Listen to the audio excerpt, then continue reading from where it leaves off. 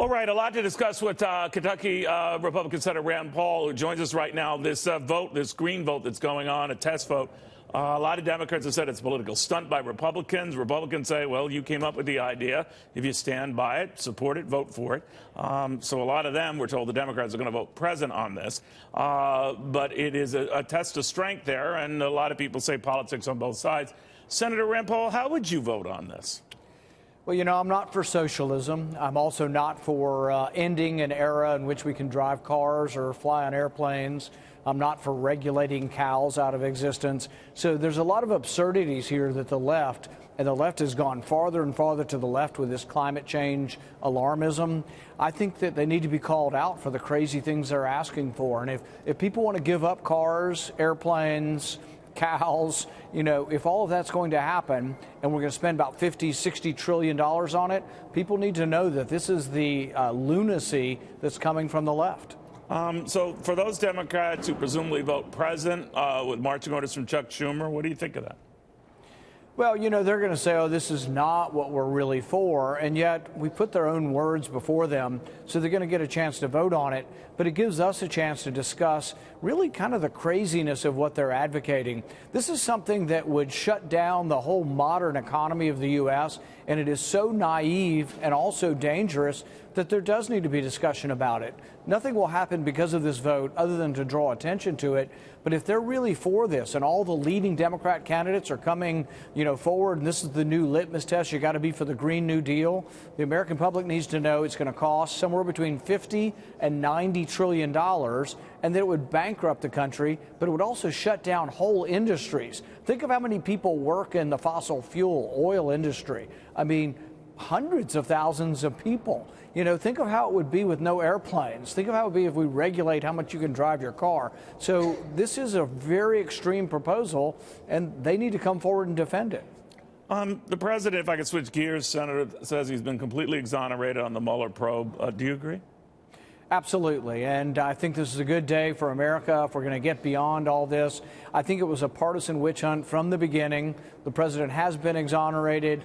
The Democrats and some in the left-wing media that promoted this, I think they need to apologize to the country, and they need to try to be more objective in the reporting and not create some kind of narrative that somehow President Trump is a Russian spy, which was ridiculous, but also insulting. Apparently, though, it's not open and shut when it came to the obstruction of justice charge. Democrats want to see that report quickly so they can conclude for themselves. Attorney General Barr has said, you know, one way or the other, no, there was nothing conclusive on that front. And if he was wrong on that, then Mueller certainly would have corrected him. But what do you think about that? I think that you can't obstruct justice when there wasn't a crime. How do you cover up for a crime that didn't occur? So if President Trump and nobody in his campaign colluded with Russia, which was the accusation, if they didn't do that, how can they be covering up for something they didn't do? So I think it's this idea that where's the burden? It's sort of like somebody stole some, groceries in New York today. Are you guilty of it, Neil? Do you have to prove that you're not guilty, or should the government have to prove you're guilty? It sort of turns it on his head that's like, oh, the president needs to prove that he didn't obstruct justice. No, that's the government's job, and they have a burden to prove it. They couldn't prove it, but there also was no crime, so you can't obstruct a crime that didn't happen. If it were groceries, people might suspect I would have seized on it, Senator. Could I ask you something, though, about this request that Papadopoulos' camp has had, and others, I'm sure, down the road for pardons from this president? Do you think he should pardon anyone? The one that I have the strongest feeling about is General Flynn, because I think no American should be prosecuted for something they said in a private phone call unless a judge gave a warrant to the government and said they can listen to the phone call. They listened to General Flynn because they were spying on the Russian ambassador. Okay, that's foreign intelligence, but that shouldn't be domestic prosecution.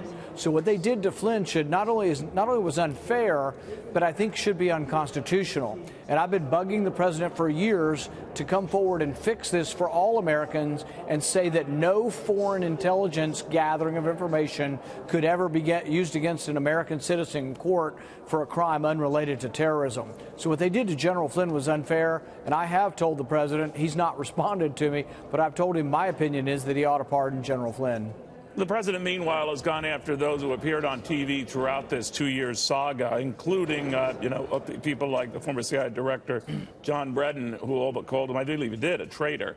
Do you think anyone who said stuff like that, particularly those who are in a position of power, should apologize?